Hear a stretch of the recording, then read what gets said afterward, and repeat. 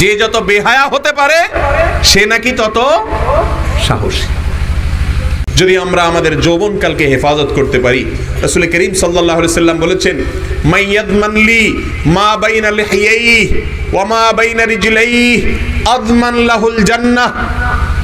যে ব্যক্তি তার দুই চোয়ালের মধ্যবর্তী অঙ্গ অর্থাৎ মুখ আর দুই রানের মধ্যবর্তী অঙ্গ অর্থাৎ যৌনতা, এই দুটি বিষয়কে যে কন্ট্রোল করবে, আল্লাহ এবং তার রাসূলের বাতানো পথের বাইরে ব্যবহার করবে না, এই সংগ্রামে যে যুবক, যে মানুষ জয়ী হতে পারবে, নবী আলাইহিস সালাম বলেছেন তার সেই 7 শ্রেণীর মানুষের মধ্য থেকে 1 নম্বর মানুষ হলেন ওই ব্যক্তিরা যারা ন্যায়পরায়ণ শাসক।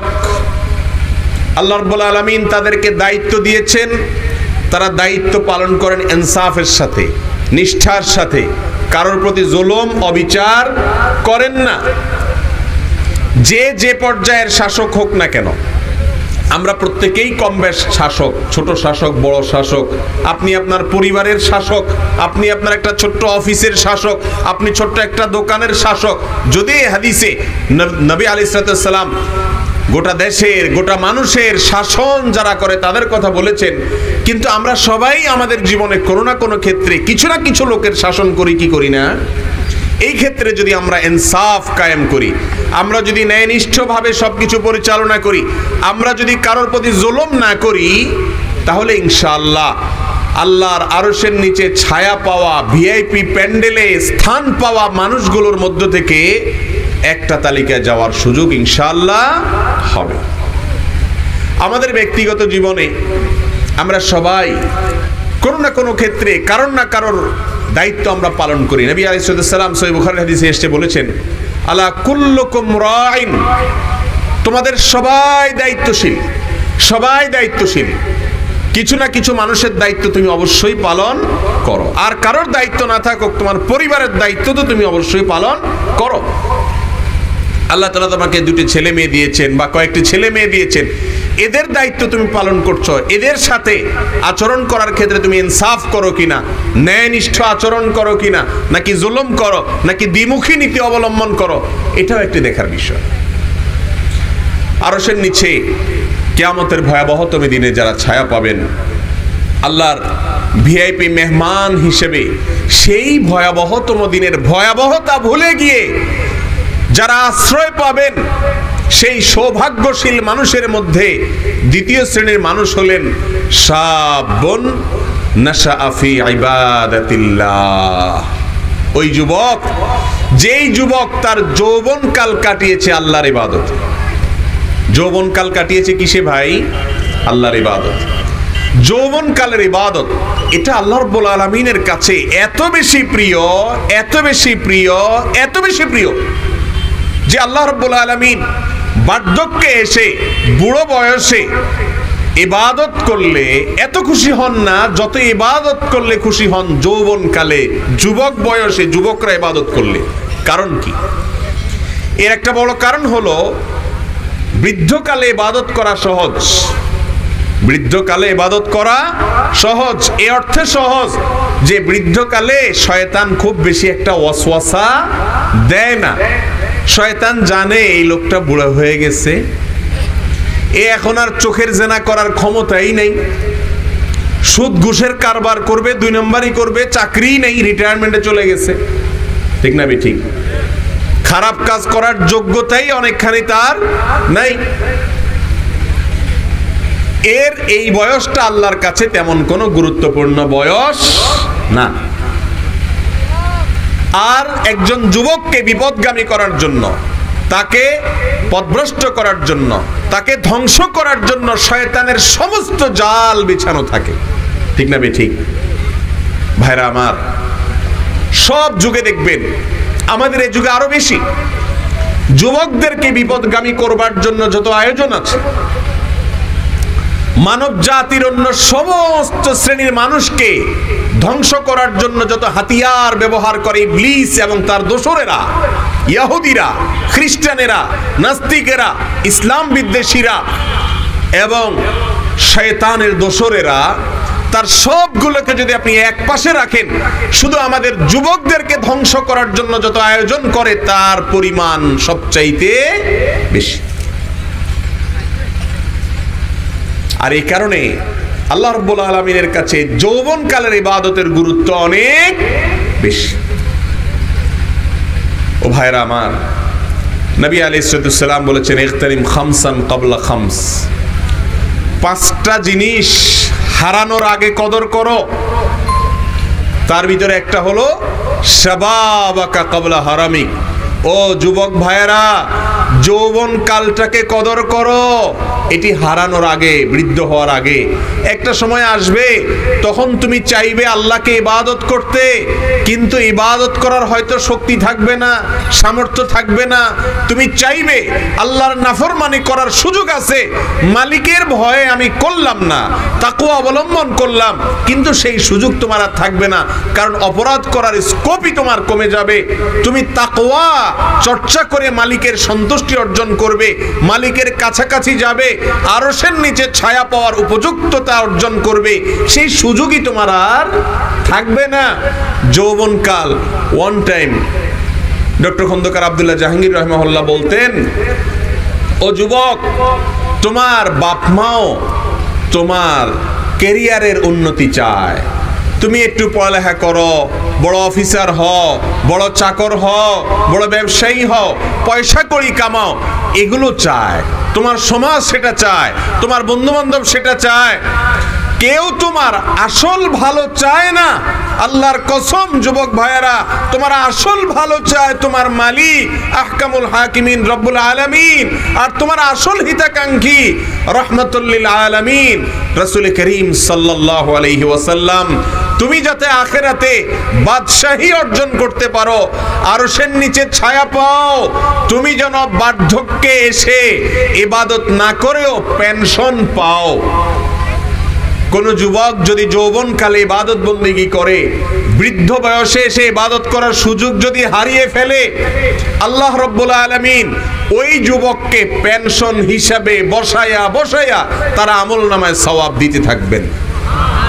রাসূল করিম সাল্লাল্লাহু আলাইহি সাল্লামের কথা তিনি বলেছেন, কোন মানুষ যদি সুস্থ অবস্থায় কোনো ইবাদত বন্দেগী করে আর অসুস্থ হয়ে যাওয়ার পরে সেটা সে করতে না পারে, যেহেতু সে সুস্থ অবস্থায় করেছিল, এই জন্য আল্লাহ রাব্বুল আলামিন অসুস্থ অবস্থায়, বার্ধক্য অবস্থায় করতে না পারার কারণে তার যতই কষ্ট হোক না কেন, আল্লাহ তাআলা অটোমেটিক তার আমলনামায় সওয়াব যোগ করতে থাকবেন। ও যুবক ভাইয়েরা, এই সুযোগ মুরব্বীরা পাবেন না। মুরব্বীরা, সিনিয়ররা বুড়ো বয়সে এসে যদি তওবা করে জীবনকে পরিবর্তন করেন, আল্লাহ তাআলা অবশ্যই তওবা কবুল করবেন, আল্লাহ তাওয়াব। কিন্তু পেনশন পাওয়ার স্কোপ পেতে হলে, সুযোগ পেতে হলে একমাত্র করণীয় হলো গোটা যৌবনকালকে মালিকের জন্য নিবেদন করা। ও যুবক, তোমার যৌবনকাল নেয়ার জন্য কত ফাঁদ পেতে আছে, কত ফাঁদ শয়তান পেতে আছে। প্রেমের ফাঁদ আছে না নাই? যুবকদেরকে ধ্বংস করবার জন্য, তাদের ঈমানি ধারকে ধোঁতা করে দেওয়ার জন্য, ভোতা করে দেওয়ার জন্য, ঈমানি ধারটাকে নষ্ট করে দেওয়ার জন্য, তাকওয়ার চেতনাকে শেষ করে দেওয়ার জন্য গান, বাজনা, বাদ্যযন্ত্র, বিবাহ বহির্ভূত সম্পর্ক, অসৎ সঙ্গ, মাদক, নারী, হেন কোনো আয়োজন নেই যে গোটা বিশ্বব্যাপী যুবকদের ধ্বংস করার জন্য করা হয় না। ও মুসলিম যুবক, গোটা যুব সমাজ যদি ধ্বংসের জোয়ারে ভাসতে থাকে, আল্লাহর ওয়াস্তে জোয়ারের বিপরীতে চলা শিখো। মনে রাখবে, সবাই তোমার সাময়িক এবং কিঞ্চিত বা ক্ষুদ্র কল্যাণ চায়। এমনকি আবারও বলছি, নিজের মা বাপ পর্যন্ত তোমার থেকে পয়সা কড়ি, তোমার কেরিয়ার, এই ক্ষুদ্র স্বার্থের কথা তারা চিন্তা করেন। তারা বুঝে উঠতে পারেন না যে তোমার জীবনের আসল সার্থকতা হলো তোমার যৌবনকালকে চরিত্র, এগুলোকে হেফাজত করে আল্লাহর উদ্দেশ্যে নিবেদন করা, যৌবনকালে ইবাদত করতে পারা। ভাইরা আমার, এই জন্য আরশের নিচে আল্লাহ তাআলার ভিআইপি মেহমান হওয়ার সুযোগ আছে যুব সমাজের। যদি আমরা আমাদের যৌবনকালকে হেফাজত করতে পারি। রাসূল করিম সাল্লাল্লাহু আলাইহি সাল্লাম বলেছেন, মাইয়াদমান লি মা বাইনা লিহিয়াইহি ওয়া মা বাইনা রিজলাইহি আযমান লাহুল জান্নাহ। যে ব্যক্তি তার দুই চোয়ালের মধ্যবর্তী অঙ্গ অর্থাৎ মুখ আর দুই রানের মধ্যবর্তী অঙ্গ অর্থাৎ যৌনতা, এই দুটি বিষয়কে যে কন্ট্রোল করবে, আল্লাহ এবং তার রাসূলের বাতানো পথের বাইরে ব্যবহার করবে না, এই সংগ্রামে যে যুবক, যে মানুষ জয়ী হতে পারবে, নবী আলাইহিস সালাম বলেছেন তার জান্নাতের দায়িত্ব আমি নিয়ে নিলাম। ও ভাইরা, এই হাদিস বলা যত সহজ, আমিও সহজে বলে দিলাম, আপনিও সহজে শুনলেন, এটার উপরে আমল করা আসলে এত সহজ। এই যে ফেব্রুয়ারি মাস আসছে, ভ্যালেন্টাইন্স ডে আছে কয়দিন পরে, আছে না নেই? লক্ষ লক্ষ যুবককে ধ্বংস করবে এদেশের এক শ্রেণীর মিডিয়া। আপনারা জানেন একটা অনুষ্ঠান হয়, ক্লোজ আপ, কাছে আসার সাহসী গল্প। শুনেন নাই আপনারা এই অনুষ্ঠানের কথা? ভাইরা আমার, বিভিন্ন টেলিভিশন চ্যানেলে, বিভিন্ন মিডিয়াতে শুধুমাত্র আমাদের যুবকদেরকে টার্গেট করে তাদেরকে ধ্বংস করার জন্য, তাদের তাকওয়ার ধারকে নষ্ট করে দেওয়ার জন্য, ঈমানি চেতনাকে শেষ করে দেওয়ার জন্য, মুসলমান শুধু নামে থাকবে, ভেতরে কিছুই থাকবে না, এটার জন্য এরকম নানা রকমের আয়োজনের মধ্য থেকে একটা ধ্বংসাত্মক, বাংলাদেশের ইতিহাসে সবচেয়ে নির্লজ্জ, বাংলাদেশের ইতিহাসে সবচেয়ে নিকৃষ্ট, সবচেয়ে ভয়াবহতম এবং সবচেয়ে আমাদের জন্য ক্ষতিকর যে একটা বিষ এই সমাজে অত্যন্ত সূক্ষ্মভাবে ছড়িয়ে দেওয়া হচ্ছে, তাহলে এই তথাকথিত কাছে আসার সাহসী গল্প। কি বলা হয় এসব সাহসী গল্পে আপনারা জানেন? কোন যুবক কোন মেয়ের সাথে কিভাবে অপকর্মে লিপ্ত হয়েছে, কোন যুবতী কোন যুবকের সাথে কিভাবে হারাম সম্পর্কে লিপ্ত হয়েছে, কিভাবে জিনা করেছে, এই নির্লজ্জ কাজকে আবার বিস্তারিত ব্যাখ্যা দিয়ে, বিবরণ দিয়ে, ঘটনা আকারে ওইটাকে জাতির সামনে তুলে ধরা, ওইটাকে আবার নাটকের মাধ্যমে উপস্থাপন করা, যুবকদের লজ্জা, শরম, হায়া এই সব কিছুকে শেষ করে দিয়ে মা বাবার অবাধ্যতার পথে নিয়ে যাওয়া, আত্মহত্যার পথে নিয়ে যাওয়া, তাদের জীবনকে শেষ করে ফেলানো, ক্যারিয়ারকে শেষ করে ফেলানো, শিক্ষা জীবনকে শেষ করে ফেলানো, ঈমান আমলকে শেষ করে ফেলানো, এরকম একটা চক্রান্ত নিয়ে এই আয়োজন গত কয়েক বছর ধরে আমাদের দেশে চলে আসছে। ভাইরা আমার, এই চক্রান্তের বিরুদ্ধে কথা বলা আমাদের সবার জন্য ঈমানি দায়িত্ব, আমাদের উপরে ফরজ। আমাদের কথা বলতে হবে। আমি যদি না বলি আজ আমার ছেলে নষ্ট হবে, মেয়ে নষ্ট হবে, আনুষ্কা দিহান নষ্ট হয়েছে, কত আনুষ্কা দিহান নষ্ট হবে, ঘরে ঘরে যুব সমাজ শেষ হয়ে যাবে। এই দেশে অসামাজিক কার্যকলাপ করতে মানুষের ভয় হয়, লজ্জা হয়, অন্তত কমপক্ষে অপরাধ বোধটা জাগে যে আমি একটা খারাপ কাজ করছি, বিবাহ বহির্ভূত সম্পর্ক করছি, লুকিয়ে ছাপিয়ে করে। আর এই তথাকথিত কাছে আসার সাহসী গল্পের মতো অনুষ্ঠানের মাধ্যমে সেগুলোকে বুক ফুলিয়ে টেলিভিশনের সেটের সামনে এসে, ক্যামেরার সামনে এসে, ফেসবুকে এসে, রেডিও বিভিন্ন প্রোগ্রামের মাধ্যমে বুক ফুলিয়ে বলা শিখায় যুবকদেরকে যে কিভাবে তুমি প্রথম কাছে গিয়েছ, জিনা করেছ, কিভাবে তোমার ভয় কেটিয়েছ, কিভাবে তথাকথিত সাহস দেখিয়েছ। এটা বলে সাহস। ভাইরা আমার, এটা বলে সাহস। হারাম কাজ করতে পারা এটা কি সাহস না দুঃসাহস? হারাম কাজের দিকে অগ্রসর হওয়া এটা সাহসিকতা না নির্লজ্জতা? নির্লজ্জতার প্রতিযোগিতা হচ্ছে, অশ্লীলতার প্রতিযোগিতা হচ্ছে, শুধুমাত্র আমাদের যুব সমাজকে ধ্বংস করার জন্য। এই সমস্ত মাল্টিন্যাশনাল কোম্পানিগুলো, ইউনিলিভার, যারা ব্যবসা করছে এই দেশে এসে, ইহুদি খ্রিস্টানরা, সেই ইহুদিবাদীরা এদেশ থেকে ব্যবসা করে পয়সা করে নিয়ে যাচ্ছে, পাশাপাশি আমাদের ঈমানও নিয়ে যাচ্ছে। আপনি চিন্তা করুন,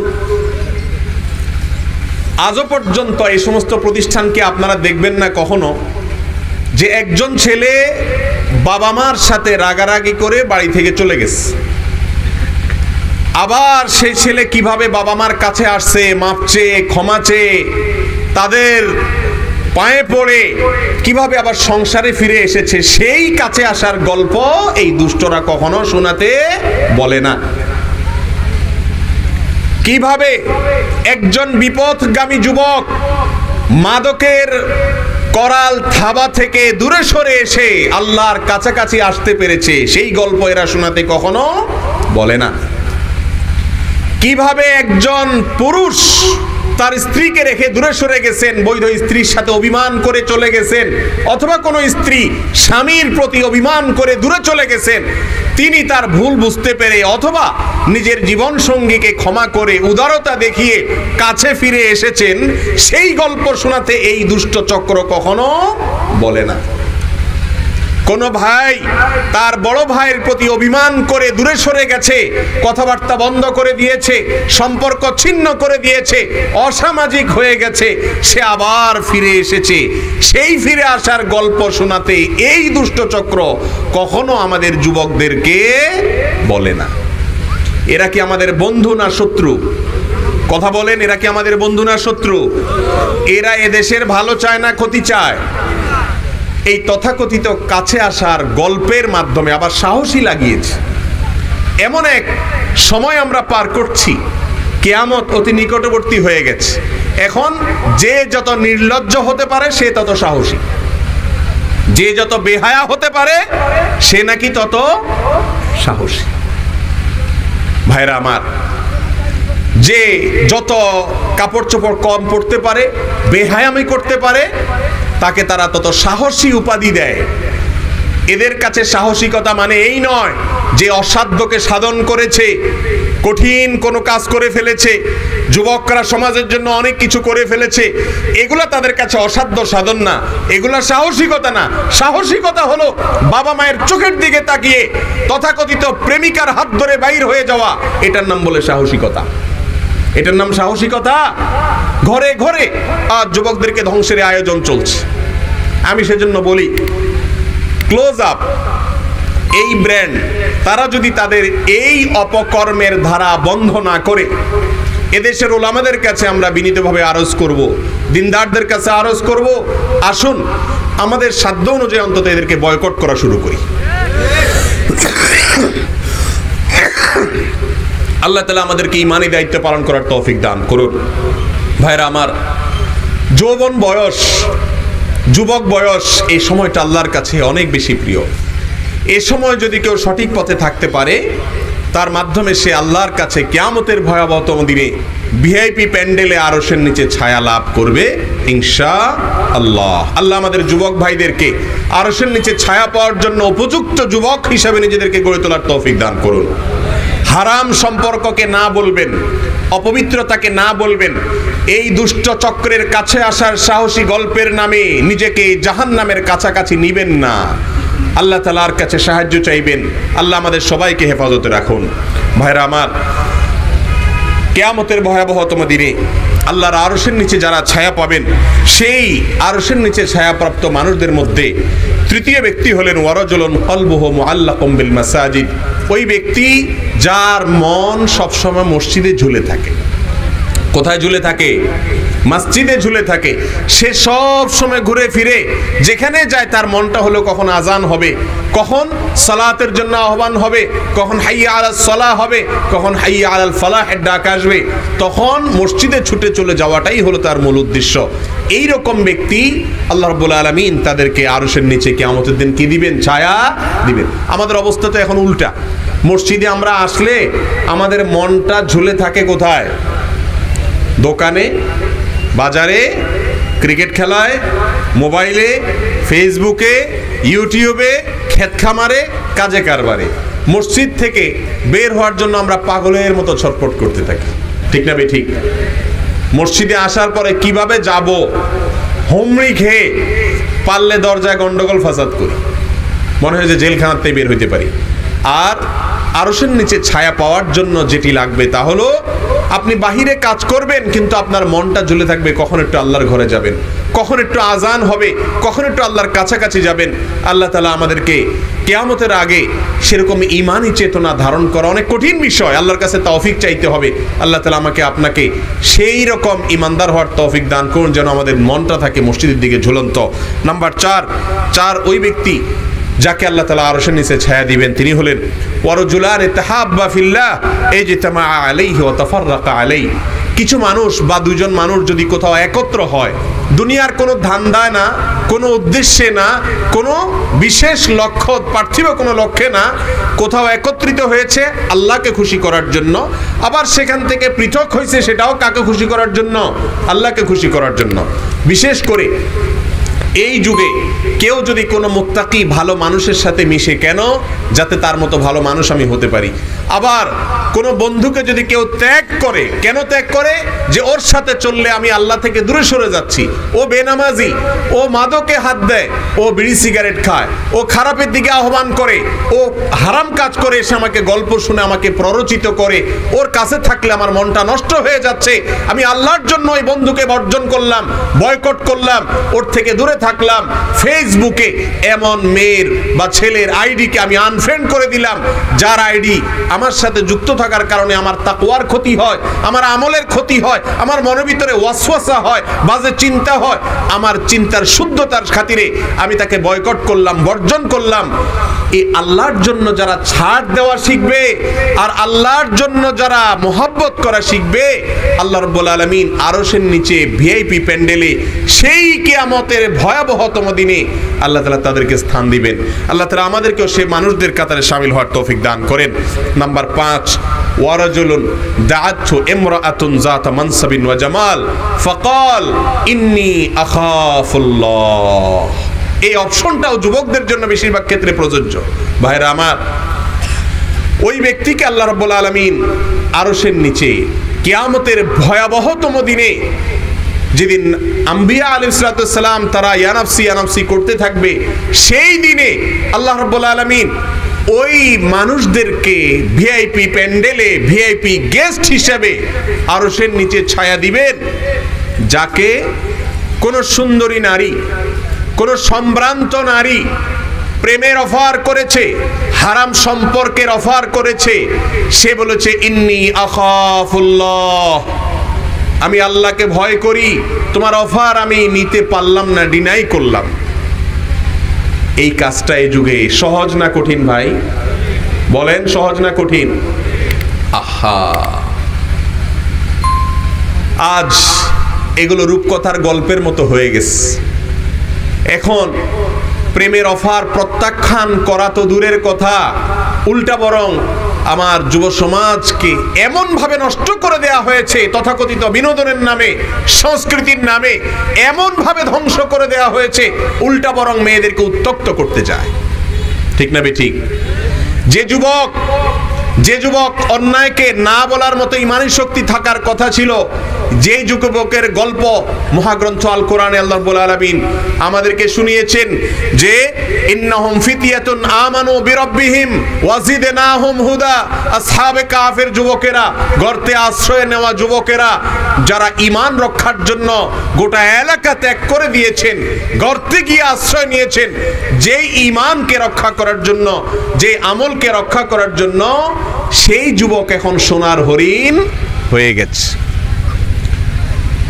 আমার যুব সমাজকে আল্লাহ রাব্বুল আলামিন শয়তানের এই চক্রান্ত থেকে, ষড়যন্ত্র থেকে, এই আক্রমণ থেকে নিজের ঈমান আমলকে হেফাজত করার তৌফিক দান করুন। ভাইরা আমার, ইউসুফ আলাইহিস সালামের ঘটনা বেশি বেশি করে পড়বেন। বিশেষ করে যুবক ভাইদেরকে বলবো, সূরা ইউসুফটা ভালো করে পড়বেন। ইউসুফ আলাইহিস সালাম কিভাবে নিজের চরিত্রকে হেফাজত করেছেন।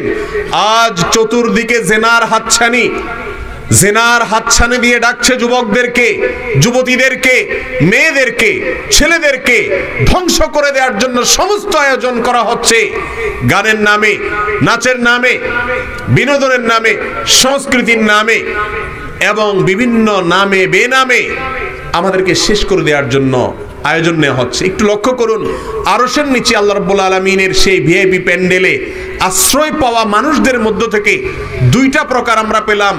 এক তো যুবক যে যৌবনকাল আল্লাহর ইবাদতে কাটায়, দ্বিতীয়ত হলো যে অন্যায়, অপকর্ম এবং হারাম প্রেমের অফারকে প্রত্যাখ্যান করার মতো ঈমানি শক্তি রাখে। রূপকথার গল্পের মতো হয়ে গেছে সেই যুবক, সেই চরিত্র আজ মুসলমান সমাজে। ভাইরা আমার, বোঝা গেল যে আল্লাহর কাছে চরিত্রকে কলুষ করা, নারী গঠিত অপরাধ, সেক্সুয়াল অপরাধ, জেনা, ব্যভিচার, অবৈধ সম্পর্ক, হারাম সম্পর্ক, প্রেম, তথাকথিত প্রেম ভালোবাসা, এগুলো একজন মানুষকে ধ্বংসের শেষ প্রান্তে নিয়ে যায়। এগুলো থেকে যদি বেঁচে থাকতে পারে তাহলে আল্লাহর আরশের নিচে তারা কি পাবে? ইনশাআল্লাহ ছায়া পাবে। আল্লাহ তাআলা আমাদের সবাইকে সেরকম ঈমানি শক্তি অর্জন করার মতো তৌফিক নসিব করুন।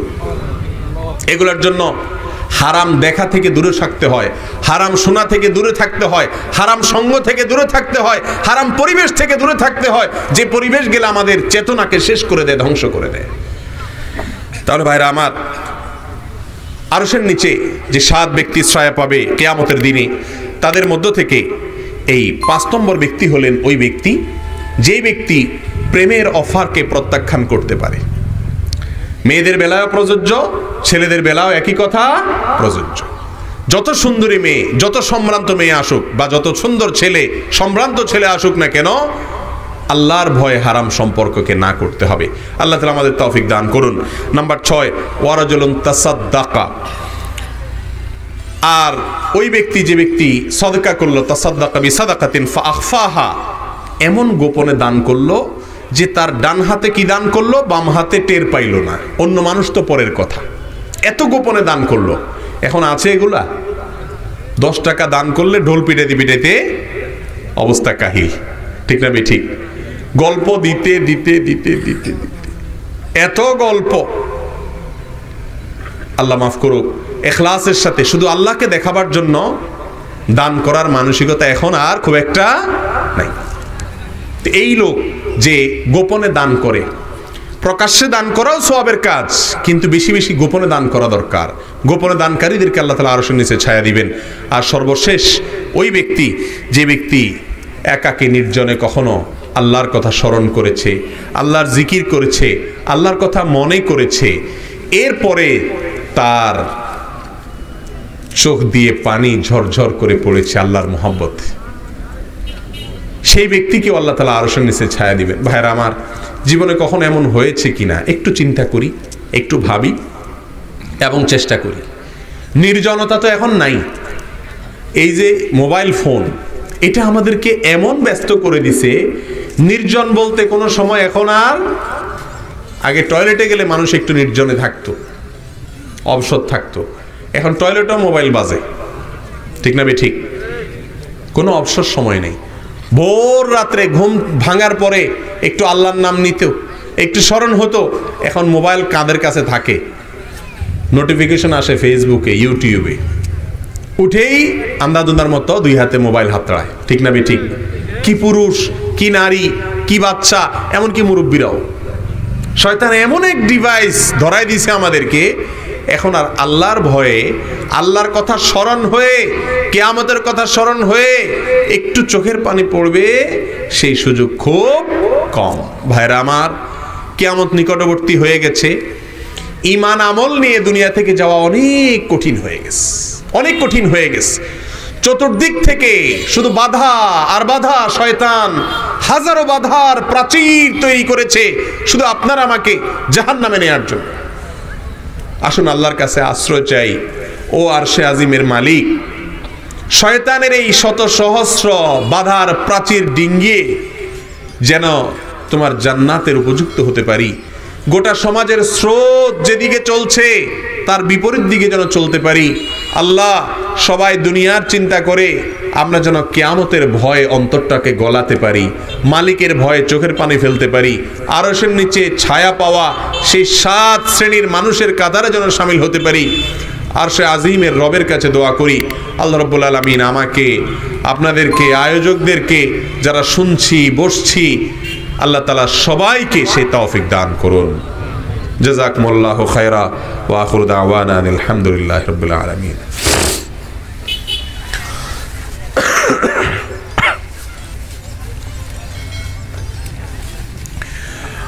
ভাইরা আমার, প্রশ্নোত্তর